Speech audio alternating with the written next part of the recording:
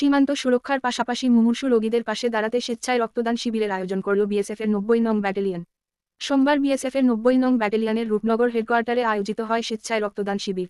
এদিন সেখানে স্বেচ্ছায় রক্তদান শিবিরের শুভ উদ্বোধন করেন বিএসএফের ৯০ নং ব্যাটালিয়নের কোম্পানি কমান্ড্যান্ট বিজয় কুমার। এদিন সেখানে বিএসএফের আধিকারিকরা ছাড়াও মোট ৩০ জন রক্তদাতা রক্তদান করেন বলে জানা যায়।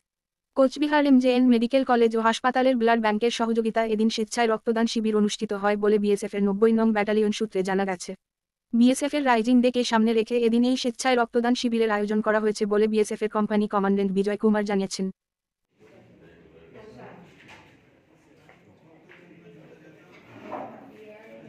लोग का जो है सो बीएसएफ का रेजिंग डे 1 दिसंबर को होता है, तो उसी के सीक्वेंस में हम जो है सो हम लोग का हायर हेडक्वार्टर से भी और बटालियन स्तर पे भी बहुत वेरियस प्रोग्राम किया जाता है।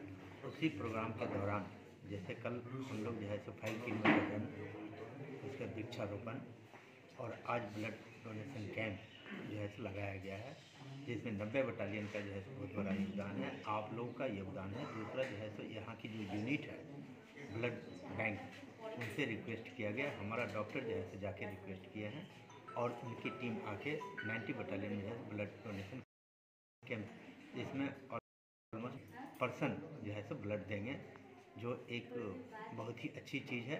एवरीबॉडी सबको ब्लड देना चाहिए, जिससे लोगों को कभी भी इमरजेंसी केस में जान बचाया जा सके। इसलिए हम लोग ब्लड डोनेशन कैंप लगाते हैं। उसी तत्वावधान में रेजिंग डे के उपलक्ष्य में आज ब्लड डोनेशन कैंप लगाए। सबसे पहले आपने ब्लड दिया? सबसे पहले मैंने ब्लड इसलिए दिया क्योंकि हम ब्लड देंगे तो दूसरे को भी ये ना लगे जो कमांडेंट साहब ब्लड नहीं देते, तो इसलिए इस बटालियन का कमांडेंट के नाते सबसे पहले मैं अपना ब्लड देना उचित समझा।